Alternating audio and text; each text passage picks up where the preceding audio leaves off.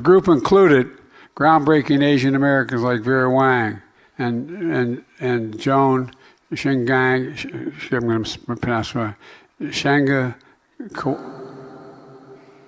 Kawawa. I think I pronounced it correctly.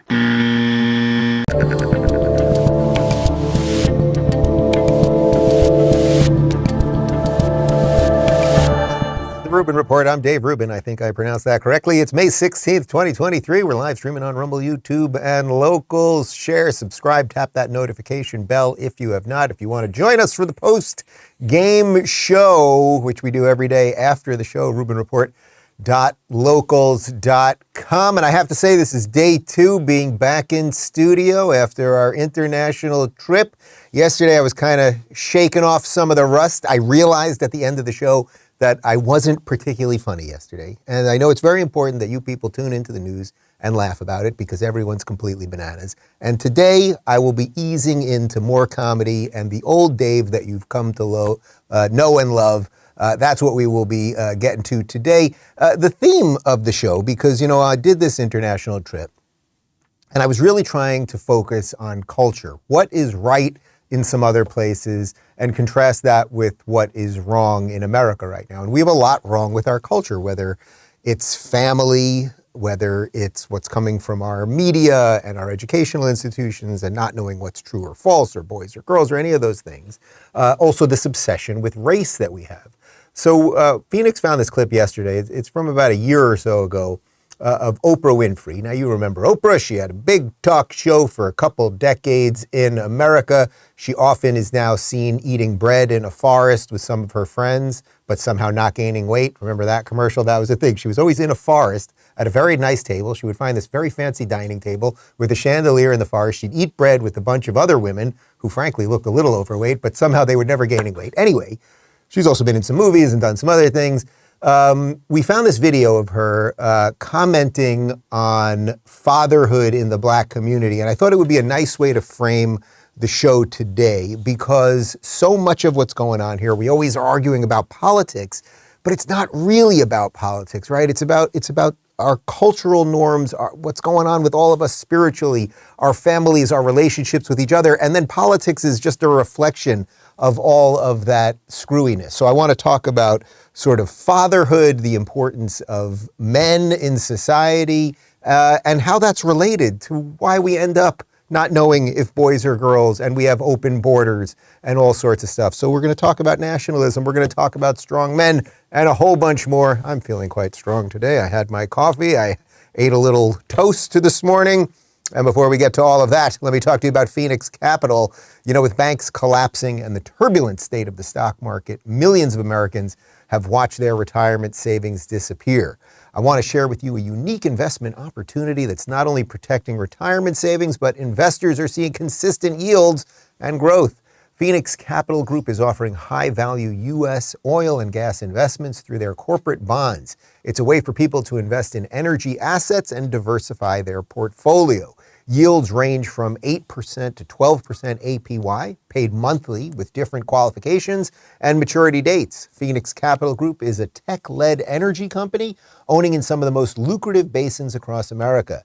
Investor capital, along with their own capital, goes towards cash flow positive oil and gas projects. They had the choice of offering a significantly lower interest rate and paying the difference to middlemen, but decided to break the mold and bring stronger investments directly to investors. These 8 to 12% APY corporate bonds are higher than CDs or annuities, often more than double the typical yield. So if you're looking for an alternative investment with sizable yields and monthly payment options, I highly recommend checking out Phoenix Capital Group's bond offerings. To learn more, download their free investor guide at phxonrubin.com. Let them know you heard it from me. And now back to me. All right, so let's start with Oprah Winfrey. Oprah Winfrey, as you know, big talk show host, been in a lot of movies, cultural force, started a TV network. Does the TV network still exist? Does OWN still exist? Nobody knows. Doesn't matter. Anyway, you know Oprah. Here is Oprah about a year and a half ago commenting on Black fatherhood. And, well, it's a little bit different than some of the things you might be hearing about from some of the people I often talk about on the show, say Larry Elder, Thomas Sowell, et cetera, et cetera. Take a look.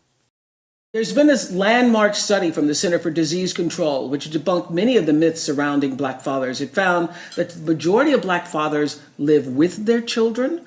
Black fathers are more likely to help their children with their homework, prepare meals, bathe and dress their children compared to fathers of other races. So the absent or deadbeat Black father myth that many in America believe is really more like a lie.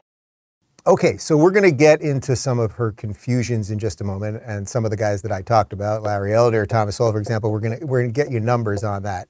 The reason I wanted to play this clip, and I don't really even mean to make this about Black people specifically, there are some obvious things that we all know. If you have two parents in a house, if in that household there are strong role models, there are people who have a certain degree of responsibility and try to raise those kids fairly, we know this leads to success. So why she's trying to diminish that is a little bit confusing. She's also confused about the stats. And again, I'll get to the stats in just a second. Oprah should want everybody, regardless of color. It shouldn't be in anyone's wheelhouse a certain pride that their race has more people in the home or anything else. We should want that for absolutely everybody. So let's jump and get to some numbers here. This is from the Federalist. As the nation emerged from Jim Crow, 25% of Black children were born to unwed mothers. Today, that statistic is 72%. So Oprah is confused about her stats there. 72% of Black children are born to unwed mothers. Instances of racism exist today, obviously, but you would be hard-pressed to argue anti-Black racism is worse now than in 1900 or 1964. So it's not just that Oprah's bizarre claim is completely inaccurate, but it's also damaging to the Black community and to the nation at large for the reasons that my friend Larry Elder laid out right here in one of his PragerU videos. As between the presence of white racism and the absence of Black fathers, I asked him, which poses the bigger threat to the Black community? Without missing a beat, he said, the absence of Black fathers. It was President Barack Obama who said, we all know these statistics, that children who grow up without a father are 5 times more likely to live in poverty and commit crime, 9 times more likely to drop out of school, and 20 times more likely to end up in prison. The Journal of Research on Adolescence confirms that even after controlling for varying levels of household income, kids in father-absent homes are more likely to end up in jail. And kids who never had a father in the house are the most likely to wind up behind bars. Okay, so again, let's remove the race element for just a second and talk about the last part of what Larry's saying right there. If fathers are not in the home, if you don't have two parents in the home, you rapidly and exponentially increase the chance that that kid is going to get involved in drugs and crime and a whole bunch of other stuff. And then when you do that for generations, what starts happening is the cultural rot that we have now, right? That sort of works its way up into everything. And then you have people who are angry because a certain set of people just go ahead and have a couple parents and some kids and try to live a decent life. And they're thought of as TERFs or other scary names. Thomas Sowell, even well before Larry Elder, has been talking about this for decades, that the problem within the Black community, let's say, is not about race. It's not about racism against them. It's actually about fatherlessness, and you'll find it interesting when that all began. Take a look. You find that married couple families were much more prevalent among Blacks then than today. Most Black kids grew up in homes with two parents under slavery itself, and for generations thereafter. And as late as the 1960s, most Black children grew up in two-parent homes. When you think about it, I mean, centuries of slavery and generations of Jim Crow did not destroy the Black family, but one generation of the welfare state. Okay, so that's the part that I want to now link to the rest of the show. That throughout slavery, throughout Jim Crow, decades, generations, as he's saying, there were still more two-parent Black homes than white homes, right? It wasn't until the welfare state, so now we're talking about the early 1970s, when basically the Democrats came in, and they came in with affirmative action, and they came in with all these handouts, that suddenly the black community started to break down in the home. This is just a fact. There's nothing racist about racist by talking about that, right? But now we are seeing the results of those policies generations later. We're going to get to that in just a sec. Let me talk to you about Birch Gold Group real quick. President Trump recently issued a warning from his Mar-a-Lago home, quote, "Our currency is crashing and will soon no longer be the world standard, which will be our greatest defeat in, frankly, 200 years. There are three reasons the central banks are dumping the U.S. dollar: inflation, deficit spending, and our insurmountable national debt. The fact is there's one asset that has withstood famine, wars, and political and economic upheaval dating back to biblical times." Yeah, that's gold.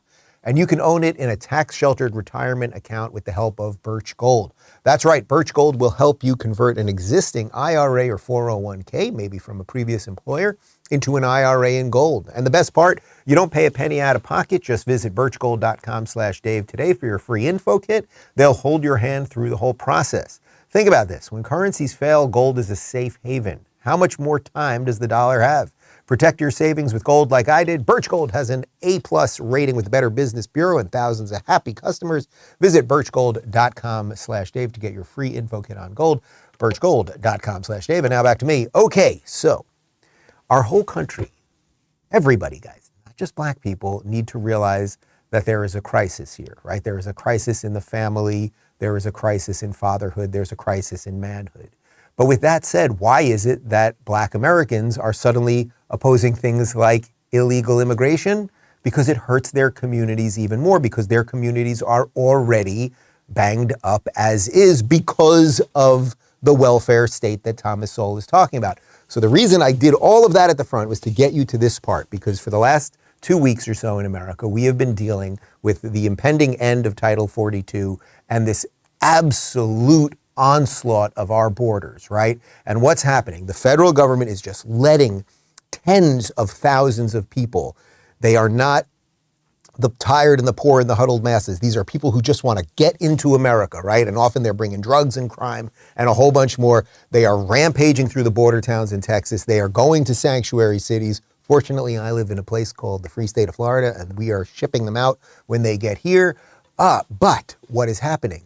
They are going to these sanctuary cities like Chicago, where already they have a huge problem related to the economy and crime and shootings, right? Why do you never hear about the black shootings? Because it's black on black crime, right? So if it was white people shooting black people, you'd hear about it. If it's black people shooting white people, you won't hear about it. If it's black people shooting black people, you're definitely not going to hear about it. Chicago right now, because they're a sanctuary city and they're already struggling for the reasons we've just laid out, right? Generations post-welfare state. They're not too happy, the black residents of Chicago, that they're about to get 250 to 500 illegals being bussed into their neighborhoods as we speak. Take a look. What's important is that we really establish that this is a humanitarian crisis, and we're here. South Shore residents responded with resounding rejection. While this crisis may constitute an emergency for the city of Chicago, it does not constitute an emergency for the South Shore community. Incoming migrants have overwhelmed district police stations by the hundreds. It's my turn. It's my turn. Hello. But city leaders could barely eke out a word of the details about a proposed respite center at the former South Shore High School. When it comes to the total number of people at South Shore at any given point in time, it is fluid. We'd start with 250, 500. How could you do that without consulting us? I am concerned with safety in the area. Do you see what the Democrats once again are doing to black people? So just to reiterate, until the 1970s, after decades of slavery, generations, Jim Crow, et cetera, as Thomas Sowell said, it wasn't until the early 70s, the welfare state, that the black family started crumbling. Then once it started crumbling, you get drugs in there, you get crime, you get people that are stuck in the projects over generation and generation because they're being given things by the government, so that breaks your incentive to get out. And now you flash forward another 50 years, and what are the Democrats doing to the residents of Chicago in these black communities right now? The communities are already hurting, and now they're saying, oh, we're going to toss all of these immigrants in there, these illegal immigrants, and we're going to give them stuff, right? And of course, that will come at your expense, and it'll bring more drugs into your community and more crime and a whole bunch more. Now, what's also interesting about that is imagine if it was just a different racial component, how the media would have reacted to that. Imagine if that had been a bunch of white people in the audience yelling that they don't want illegals there. Everybody would be calling them racist, right? MSNBC would be playing that clip, CNN, The View. Everybody would be saying, look at all these white people. They don't want those brown people coming into their neighborhoods. In this case, it's black people that don't want the illegals coming to their neighborhood, so you're not going to see that sort of thing on MSNBC or CNN. And I'm certainly not blaming them for being racist. They don't want more illegal people who, by definition, are breaking the law to come to their communities. It continued. Here's some residents explaining why they do not want these people there, and it is their God-given right not to have them there because we're supposed to have a border. All these resources that have not come to us, now you want to overly compensate for people who never lived here before, and we need to be taken care of first and foremost before anything else happens here. Why would any leader put our black communities already riddled with crime at further risk by placing unvetted non-taxpayers steps away from our seniors, our children, and our homes we've worked so hard on our own to secure? We are at war, people. Our communities are at war. They are violating our communities, and we asking that we across the country, and we asking and we're demanding for office of Black America, or whatever you want to call it, to deal with issues like this. I did get placed on a wait list, but I was told that the immigrants were taking priority. See, that's a story that a lot of people don't know, and it hurt me. I'm like, oh, wait a minute. I understand we need to be humanitarian, but these people my participant are third and fourth generation Chicagoan, born, bred, fed, and raised here. My grandmother, Mayrella Carrington, rest in peace, always said, Craig, charity starts at home first, and then it go abroad. Okay, again, I just want to reiterate the point. Imagine if any of the people that you just heard there were white people saying we don't want them in our neighborhoods, this is a war and everything else. Everyone would be saying they're racist. Now, of course, these people are not racist, right? They want law and order in their communities. They want their public officials to take care of them before they take care of illegal people. So they're asking the very, very basics. There's a certain beauty to all of this because a whole bunch of these people are going to be red-pilled right now, right? Because these people probably voted for Democrats because they thought, oh, Democrats are giving us more stuff. That's generally how it works. That's what the Democrats have. Oh, we will have more stuff. We'll take from some people and give to us. That's how it works with the Democrats. But now these people are realizing, oh, the Democrats actually don't care about us either. They have to find new constituencies, and their new constituencies will be these illegals that eventually they will get to vote for the Democratic Party because they'll give them the stuff while they're screwing over you. So what is the justification for busing in these migrants? And what's the justification for basically not having a border? Well, our Department of Homeland Secretary, Alejandro Mayorkas, the guy should be, his eyebrows alone should be in a science experiment. I don't know what's going on there.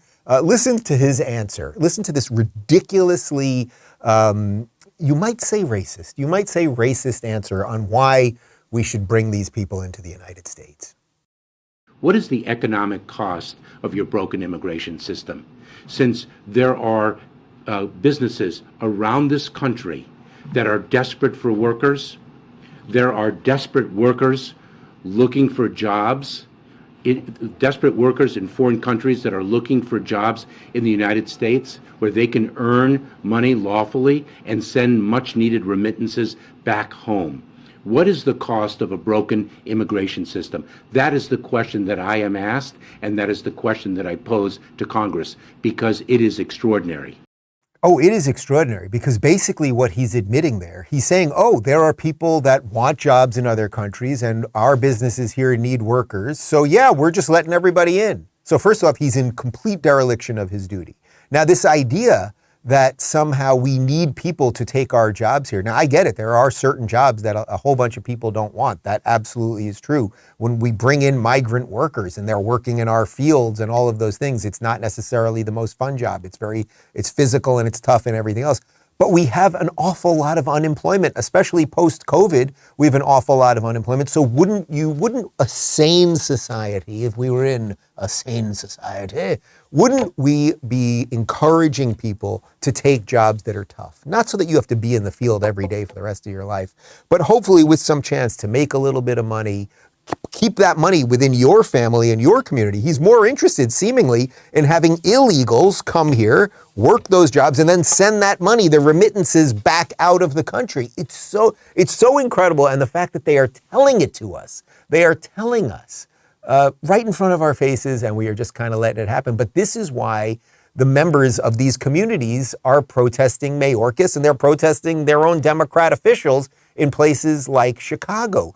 But they've done this. Democrats and big government officials have done this forever, right? They have always sacrificed American citizens for illegal immigrants. They've just always done it. I am for legal immigration, and we can all talk about what it would look like to have a secure border and an honest process to have people come into this country. If you're watching this, most likely, unless your parents came on the Mayflower, your ancestors came on the Mayflower, they came in legally, probably through Ellis Island like my great-great-grandparents did, and then they built a better life for their kids. But you can't just let everybody rampage through the country to take jobs that a bunch of people don't want and ruin cities and then send the money out. It just doesn't work.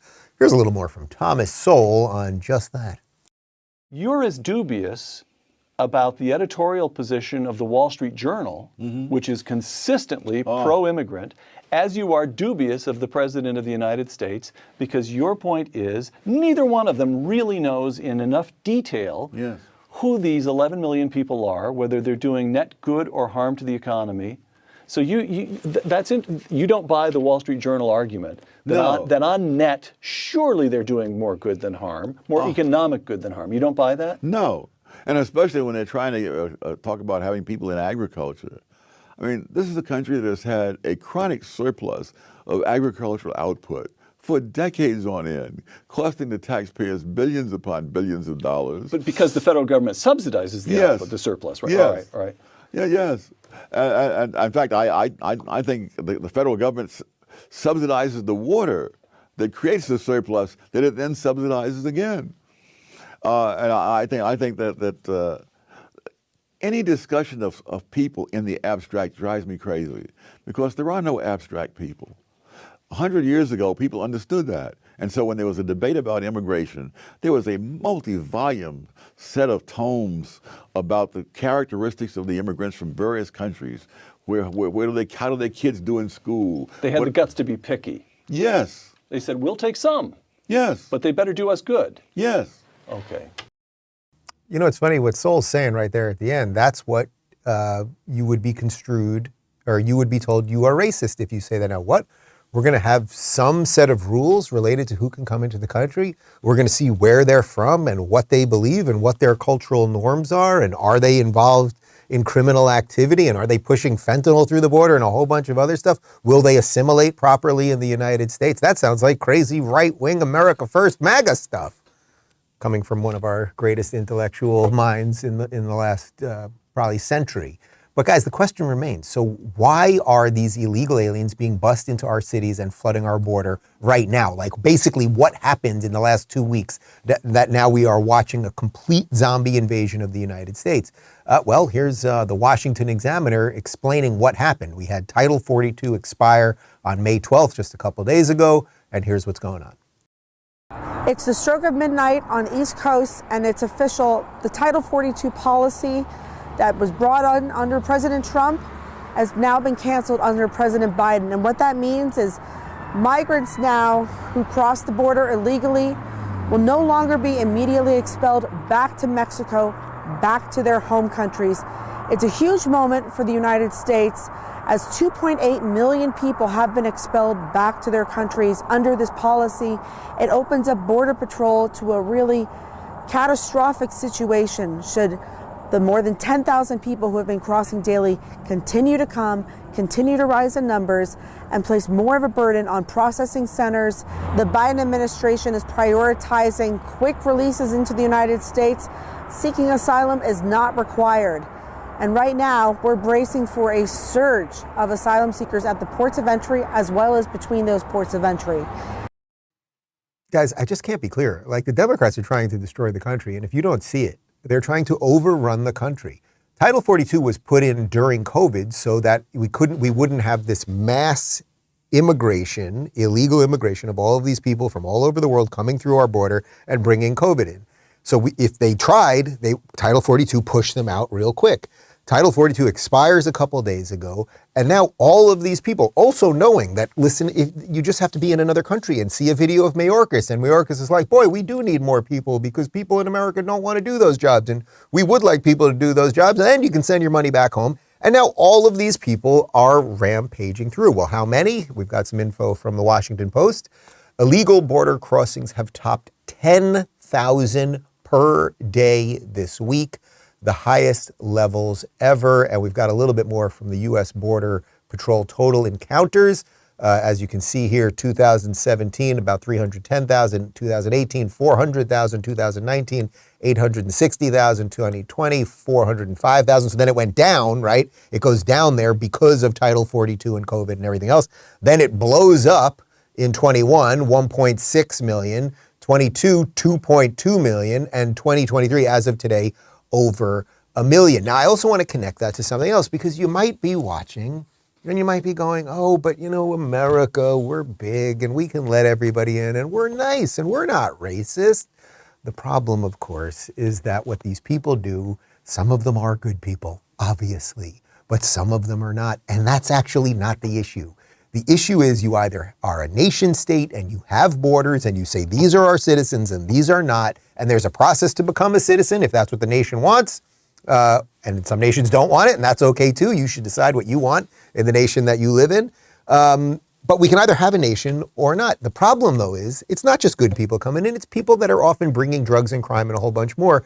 Here's some info on the number of fentanyl deaths from 99 to 2021. In 99 to 2013, it was usually between 1,000 and 3,000 people dying per year because of fentanyl. 2017, it was 28,000. 2019, it was 37,000. 2020, 56,000. 2021, 70,000. And it is increasing now. So there is a connection between illegals bringing drugs in and then the drugs that are killing people on our streets. And if you don't want to take my word for it, might I recommend that you book a ticket to San Francisco, walk around Market Street, and then pray you don't get killed.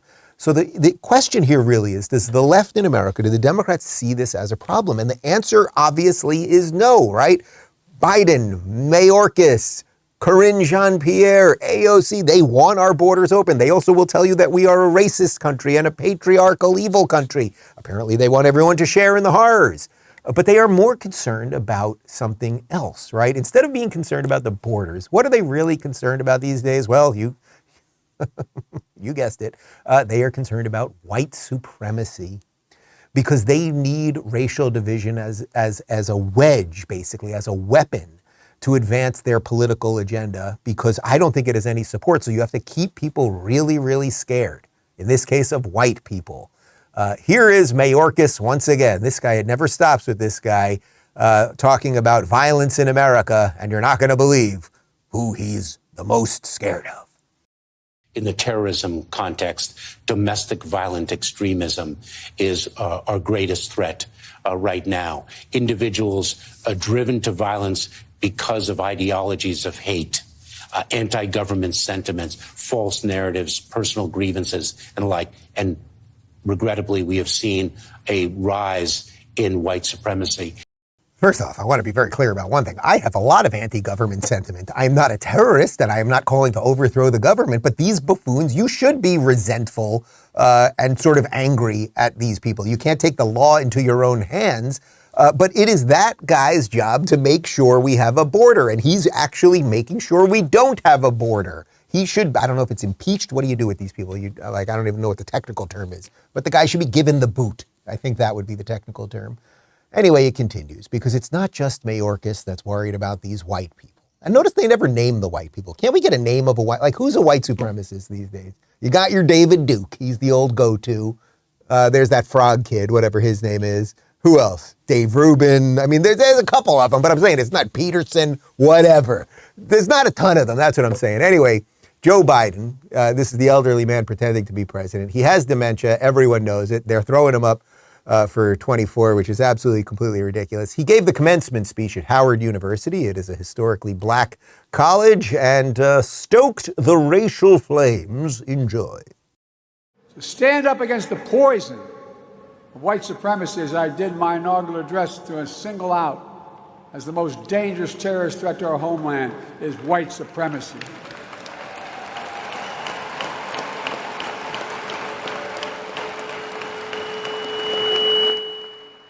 And I'm not saying this because I'm at a black HBCU. I say it wherever I go. Oh, shut up, you old windbag. That's exactly why you're saying it, because you're a pandering old buffoon. And what's funny is that line was obviously not written on the speech, right? Like, that's the part. I'm not saying this because I'm in a room with a whole bunch of black people, but screw Whitey. Yeah, okay, yeah, we love it. We love it. Oh, it's just terrible. Guys, the thing is, it's not just the government doing this. This is the entire machine doing it.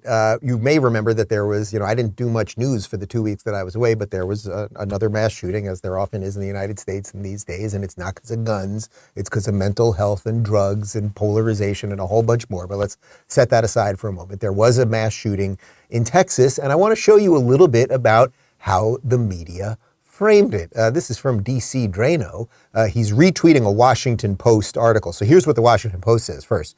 The gunman who opened fire on an outlet mall in Dallas suburbs Saturday, killing at least 8 people, was a man in his early 30s who may have had white supremacist or neo-Nazi beliefs, people familiar with the investigation said Sunday. Now, DC Drano retweeted it, and he said, they're calling the Texas shooter a white supremacist because they don't want Americans to know about violent drug cartels running human trafficking operations on our border, which, of course, that's ultimately what this had to do. Ashley St. Clair also chimed in on this. Same shooting.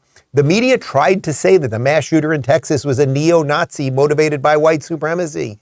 Nothing screams white supremacist neo-Nazi quite like a Mexican gang member named Mauricio Garcia. So yes, unless you're telling me that Mauricio Garcia, the Mexican gang member, was actually a secret white supremacist, and that's why he did this. He shot these people in Dallas because in the name of whiteness, you see the point. They lie to us about anything that they can do to keep you upset about race, to keep you upset about bigotry, perceived bigotry and homophobia and transphobia. That's what they do. Because if a whole bunch of us lined up together against them and said, this shit ain't working anymore, and we love this country, and there are some basic truths that we all know that are self-evident, and we just don't need you people anymore, and we're not going to listen to you as you try to destroy our communities, well, they'd quickly be out of a job, and that would be a problem for them.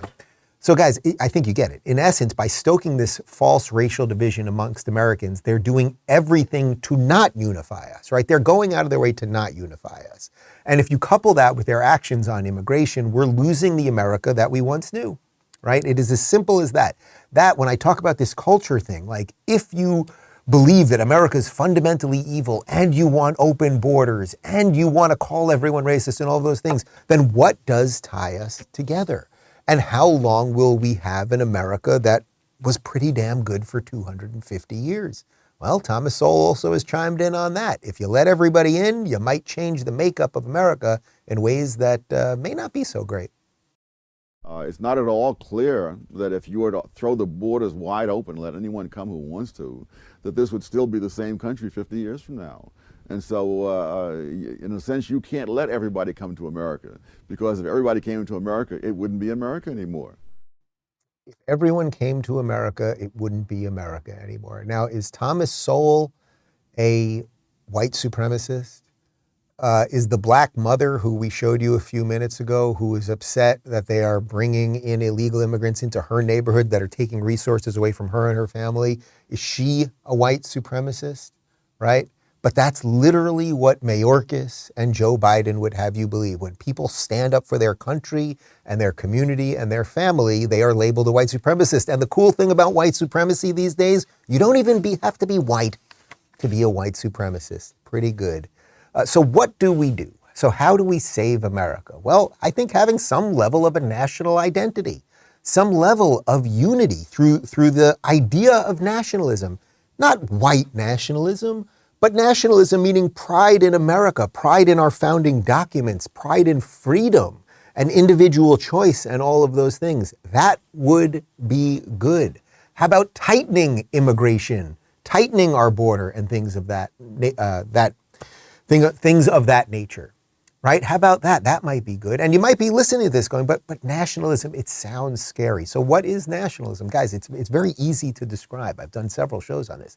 A nationalism is where a nation, so we are a nation, where we will take pride and action in preserving and strengthening our cultural and national heritage. And ours in the United States, you know, having just come back from Israel, they have a very obvious national identity, right? It is mostly a Jewish country, 80% Jewish country. So you can, there's an obvious history and traditions and things that make sense there. Then I went to Hungary.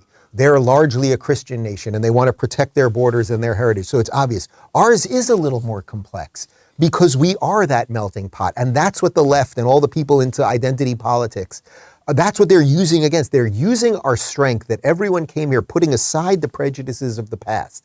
Everyone came here because our streets were paved with gold, because there was a chance in America and you could pursue happiness. And we're so crazy in America that we put it in our founding documents. Pursue it.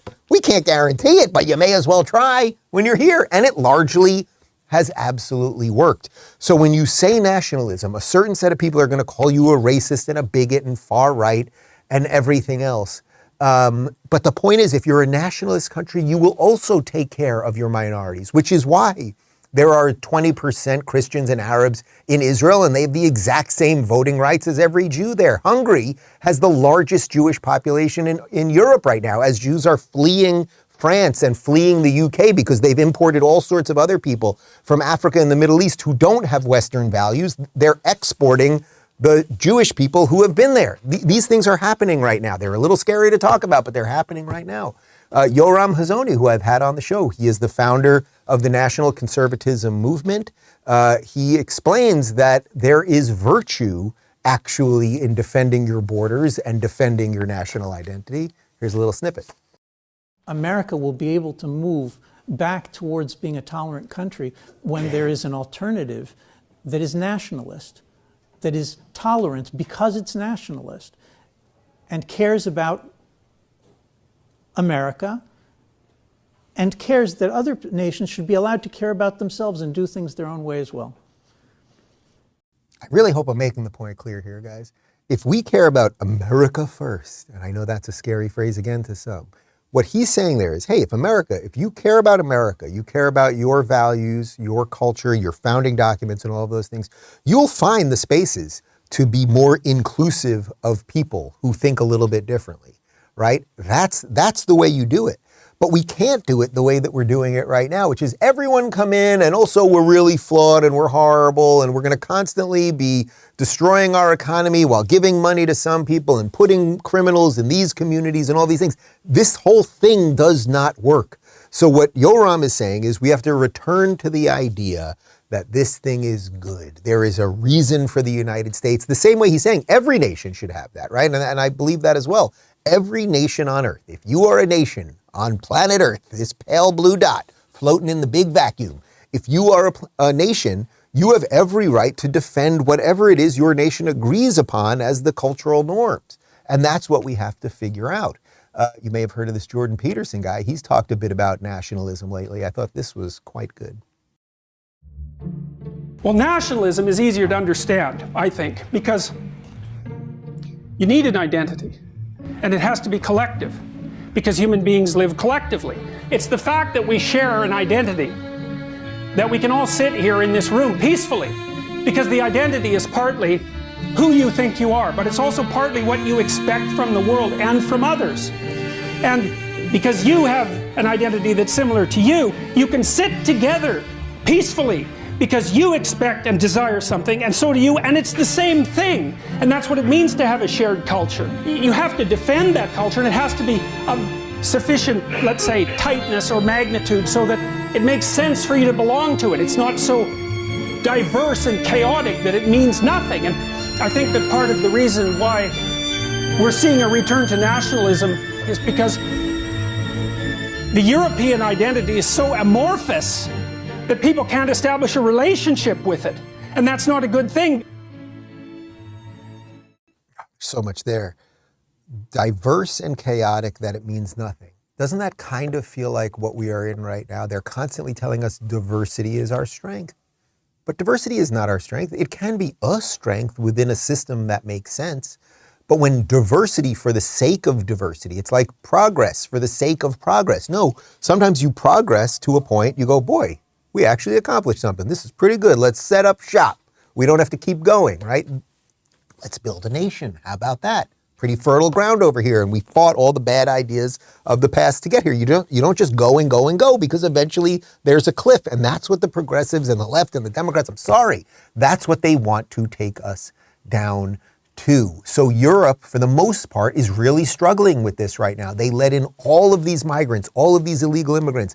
They did it out of weird guilt, right? Germany has a huge amount of guilt because of World War II. So they let in millions of people, and now their social systems are collapsing. They're having all sorts of cultural divide. Just go and look at the videos of the streets of Paris with the amount of Africans they brought in. This is not about skin color. It is about culture and identity and values. And if a society will not protect those things, then you end up with that amorphous nothingness. This, what do I always say? This slow descent to hell. That's what we're in right now, because we don't have enough people that will just say no more. Now, I think we have it at some state levels, right? I'm not even going to say the state that I live in this show that starts with an F. I'm not even going to say it, because I think I can do a whole show without saying it. But there are places where it kind of works, where we're returning to law and order and borders and policies that make sense, and defense of community and defense of parents who don't want their children to be indoctrinated into things, and much more. But now let's loop this back to the beginning with Oprah and fatherhood. It's not just nationalism that will save us, right? It's not just the idea that we will sort of all step up together and build a country that's going to make sense and defend those things. First, what you need are good people to do it, right? Like, it's a bottom-up approach. You need enough people, as Jordan would say, to stand up straight with their shoulders back. You might need a bunch of men to do it. You might need a bunch of strong fathers to do it. This image, this goes around the internet all the time. I saw this one from Tim Kennedy, but I think it really captures sort of what's going on here. Hard times create strong men, right? When you have to fight for freedom, then you get strong men, right? To hoist that flag in enemy territory. Strong men then create good times. Boy, you can build skyscrapers, you can build extraordinary cities, you can do absolutely incredible things. But then good times create weak men, right? Because it starts getting so good, you get fat on the goodness. You don't remember what you were fighting in the first place. And then weak men create hard times. You are here, right? San Francisco is a great example of this, right? It was so good. Silicon Valley, it was so awesome. And then they became weak. They imported all of the idiotic ideas that we should have let go. And now, as I said earlier, it is a nightmarish zombie apocalypse there. But let's also go back to the beginning. Here's a little bit more from Larry Elder, sort of in response to that Oprah piece, just about why fathers and decent men in a society are actually important. Tupac Shakur, the late rapper, once said, "I know for a fact that had I had a father, I'd have some discipline, I'd have more confidence." He admitted he began running with gangs because he wanted the things a father gives to a child, especially to a boy: structure and protection. "Your mother cannot calm you down the way a man can," Shakur said. "You need a man to teach you how to be a man." Yeah, I think you got it. Guys, maybe I'm feeling this a little bit more having been on the road for 2 weeks and then seeing my 2 kids and realizing, just as I've consistently realized over these last 8 months, how important it is to set up a world that will be strong for them so they don't have to go through the hard times. What if they could go through good times and still become strong men? Like, that would be pretty good, and I actually do think that that's possible. But the point is, we need strong men in society. You just do. You just do. Little more from JP. It's okay to be a man. It's not okay. It's necessary. What the hell are we going to do without men? You look around the city here, you see all these buildings go up. These men, they're doing impossible things. They're under the streets, working on the sewers. They're up on the power lines in the storms and the rain. They're keeping this impossible infrastructure functioning, this thing that works in a miraculous manner. They work themselves to death. And often, literally, the gratitude for that is sorely lacking, especially among the people who should be most grateful. You see university professors, especially of the social justice bent, they take everything they have for granted, failing to understand entirely that there's a massive infrastructure of unbelievably hardworking, solidly laboring, working-class men breaking themselves in half on a regular basis, making sure that everything that always breaks works. I think something just hit me. I know we've played that clip before, but what I'm interested in right now is, I think you know this, I'm interested in finding solutions to these problems, but what I'm interested in is finding the good people who are going to be part of that, right? I'm not just talking about political leaders, but it's you and your community, if you're coaching a baseball team, or if you're just the father who's willing to stand up against the school board that's indoctrinating your kids or anything else. Like, we all got to start finding each other, right? I think that's what the beauty of the internet's been. It's what the good part of social media has been, that we've been able to find each other. And, you know, sure, they can silence us and they can take down posts and all of those things. But I think if we can find enough serious people right now, we really can fix this whole thing. And just to go back to some of the unserious people, if you were to listen to Joe Biden, who's boogeyman scaring the hell out of a bunch of people at a black college, you know, white supremacists are coming to get you. And everybody's like, yay, white supremacists are coming to get us. They're the scariest. It's insane. Or Mayorkas, like Mayorkas. I don't know if he has kids, but what would Mayorkas do what if illegal immigrants showed up at his house? Would he not let them in? He'd have to let them in. I mean, he's tolerant, he's diverse and everything else. You know what the better alternative would be? It would be work hard so you can live in a good community, and maybe you could build a fence at your house. I'm pretty sure Mayorkas probably has a fence. He probably locks his door at night. So all of these people are complete hypocrites and everything else. We must keep exposing them. We must keep finding the people that are fighting properly and everything else. And that really is the point, because then the political stuff will actually start making sense again. But right now we are in exactly what Jordan described in the not the last clip, but the one before. We are in this just amorphous, none of it makes sense. Oh yes, boys are girls and anyone can come to our horribly racist country and all of those things. None of it makes sense, but I think enough of us at this point have just had enough, and we're just gonna have to figure out how to fix this thing, and I just believe that we can. I just believe that we can. Ladies and gentlemen, if you have not subscribed already, please do at rumble.com/Rubin Report. If you'd like to join us for a post-game show, you can do that right now at rubinreport.locals.com. By the way, I should have mentioned it up top, but yesterday was a huge day for Rumble. We announced the acquisition of the call-in app, which is a really, really great way of doing live audio call-in shows. So that's something that I'm going to be incorporating into our post-game show, where I will take audio calls like old school AM radio. And that way, instead of just reading questions from you guys, I can actually have conversations with you guys. We'll do that for subscribers only. So we're going to be integrating the call-in features into the Locals app and into Rumble, which is really awesome. David Sachs, who you guys know has been on the show many times, he was the founder of Callin. So with the acquisition, he is now on the board of Rumble. He is an incredible fighter for free speech. Also, Rumble got the #1 Twitch streamer in the world, Kai Cenat. He is doing an exclusive show on Rumble. I don't know what's going on over there on Twitch. They're playing pole position or something like that, right? But it's very cool. Good things are happening over there. The alternative pipes of the internet are being built. Anyway, hope you enjoy the show. I felt a little sharper today. I will continue to sharpen the knife throughout the week. We got a cold close for you, and I'll see everybody else in about 47 seconds. Ciao. Title 42 tonight. The U.S. government is expecting what is being called an unprecedented surge of migrants at the southern border. Given the conditions there right now, would you consider that a humanitarian crisis? Absolutely. You know, first thing you have to understand is the United States is a country based off immigrants. Not allowing immigrants into our country goes against what our founding fathers stood for. You know, it goes against the basic guidelines of what the American dream is. I get a population control issue is a big thing and not an influx, risk of jobs, but most of these migrants and immigrants are going to go work in agricultural fields. Most people are not.